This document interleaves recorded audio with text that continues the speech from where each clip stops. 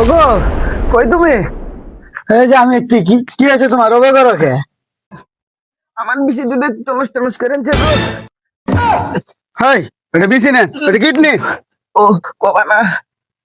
ওগো, আমরা যে এত গরিব, 3 মাস না হাতে একটা গেঞ্জি কাটতে আসি, ঘুরে সামান কিনা টেয়া নাই, যে গেঞ্জিটা ধুয়ে দুম্বলে হয়ে গেছে গা।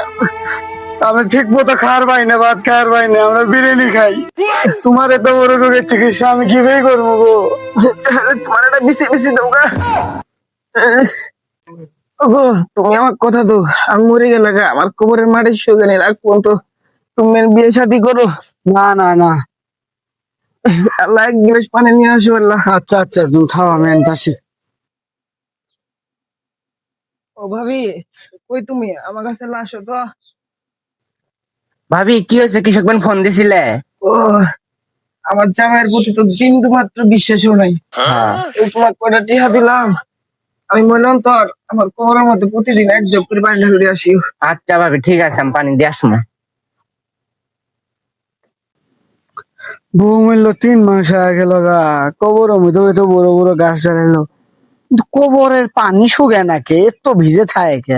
আমার নগদ তাড়াতাড়ি চম্পা ভাবি কনে বিয়ে না, এটা দেখা নাগে, এটা বিষয়টা কি?